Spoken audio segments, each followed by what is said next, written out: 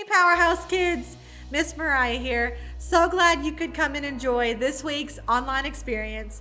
I hope you have fun and enjoy the service.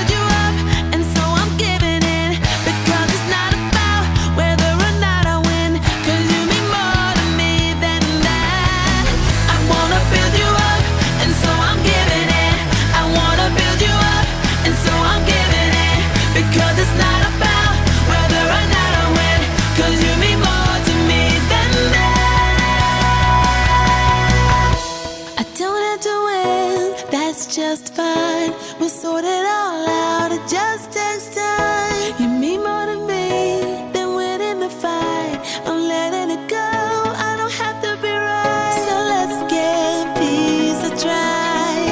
So let's give peace a try. So let's give peace a try. I don't have to win. That's just fine. We'll sort it all out. It just takes time. You mean more to me.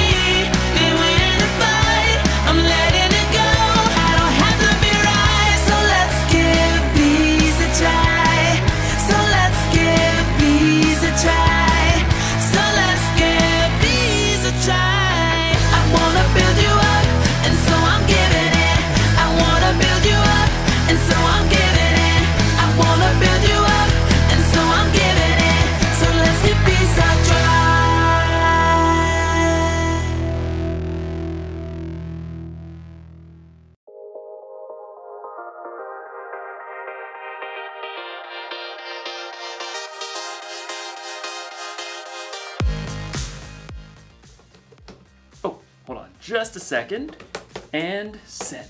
Hey everybody, it's me, Jacob. Sorry about that. I had to post about my favorite team. They're playing tonight, and they're gonna crush the competition. Crushed. That's what my team's gonna do to your team.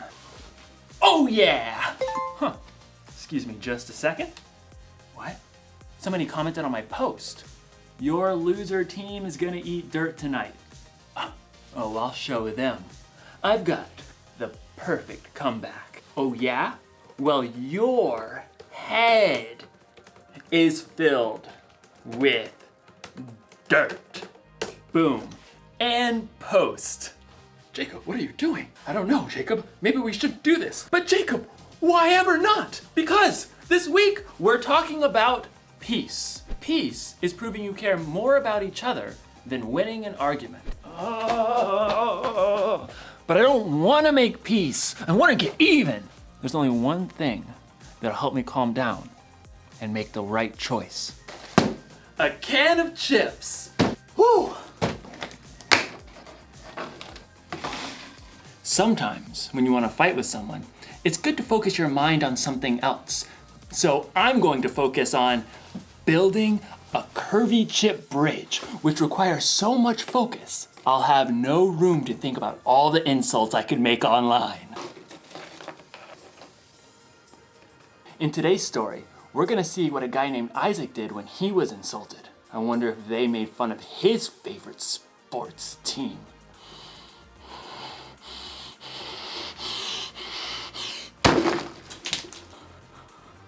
Oh, no. Guess I'm gonna need to focus a little bit more. I'd better start over. See you on the other side. The Bible. It's 66 books of history, stories, letters, and poetry that fit together to form God's one big story. The epic adventure of how He created us and loves us so much that He made a way to rescue us. As we travel through the Bible, from Genesis to Revelation, we discover people who met God and found their lives changed forever. Now, for an amazing story, inspired by the book of Genesis, chapter 26. God had chosen Abraham to follow him, and God made the same promises to Abraham's son, Isaac. I will make your children after you, as many as the stars in the sky, and I will give them all these lands. All nations on earth will be blessed because of your children. Thank you, God. The land of the Philistines where Isaac lived had experienced a period of famine, but God blessed Isaac's crops. Hey, boss, we done gathered 100 times more wheat than we planted. Excellent. 103.7 times as much to be precise. And your flocks and herds are multiplying like rabbits. Actually, they're increasing like sheep and goats, because that's what they are. Very well, carry on. Unfortunately, the Philistines who lived nearby grew jealous of Isaac's success. They shoveled dirt into his wells, cutting off his water source. Excuse me? The king of the Philistines called for Isaac and issued a command. You have become too powerful. Move away from us. It wasn't fair. Isaac had plenty of men who could stand against the Philistines and fight, but he chose to keep his cool. All right, we'll move down to the Valley of Gerar. Isaac and his family packed up everything he owned. I knew I should have been saving all those Camel X delivery boxes. They moved on and made camp in the Valley of Gerar, where Abraham had lived many years before. Oh, all right, men. Let's open up those old wells my father dug.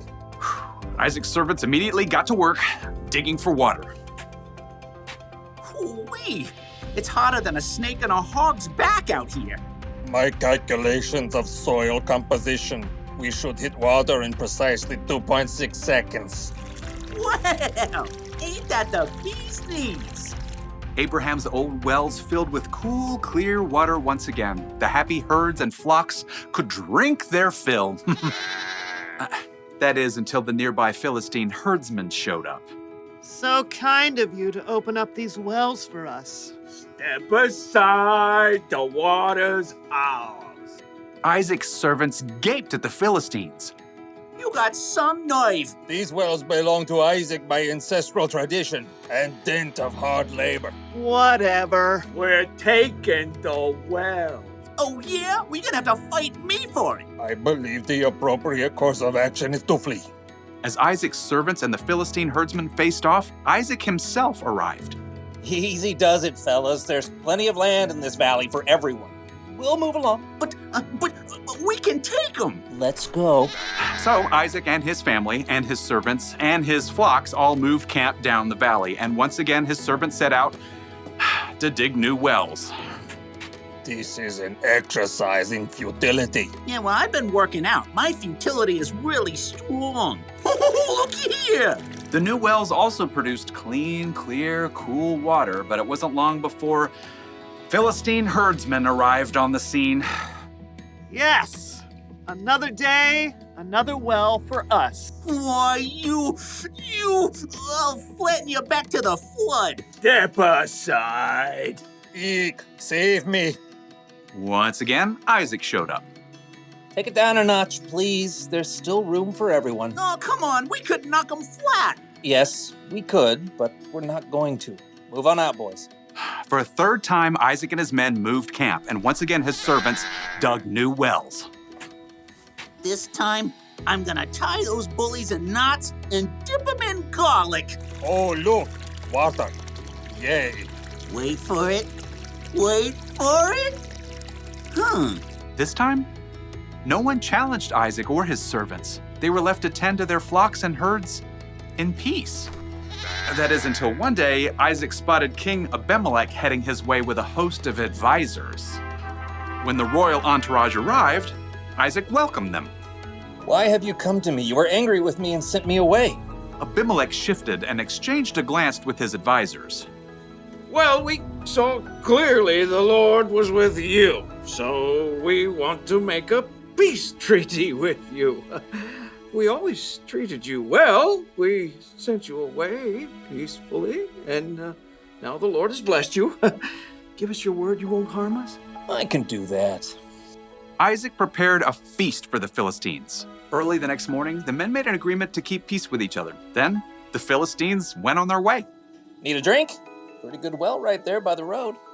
Yep, even though Isaac had the power to win a fight, he had chosen to stay strong and walk away 3 times in a row. And God had blessed him with peace. The Philistines insulted Isaac when they sailed right in and took over his wells, causing him to move 3 different times. Truth is, Isaac had a right to be angry, and he knew he was strong enough to crush the Philistines. But Isaac also knew that he could make peace simply by digging another well. And in the end, the Philistines made a peace treaty with Isaac. Being strong doesn't mean you have to fight. And making peace doesn't make you weak. Think of Jesus. He was stronger than any of us. But he allowed himself to be arrested and put to death on a cross so he could make peace with all of us once and for all. You're not weak when you make peace. When you choose to hold your temper and stay calm instead of losing it, you show others how strong you really are. So here's the one thing to remember today. You can show you care about others by walking away from a fight. Don't get me wrong, there are definitely times to stand up for yourself and to stand up for other people. A grown-up you trust can help you know when. But sometimes, the best way to build a bridge to someone else is to walk away. Look at this. Ta-da!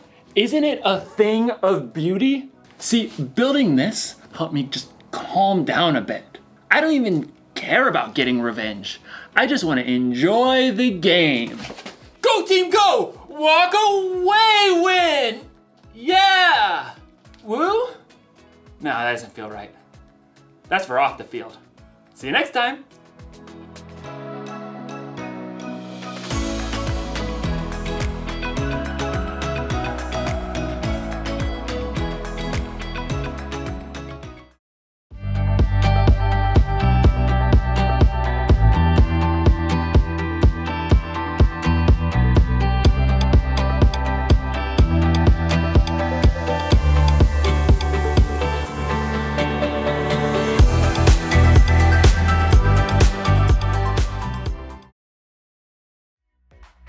Wow, that was a great message and story today.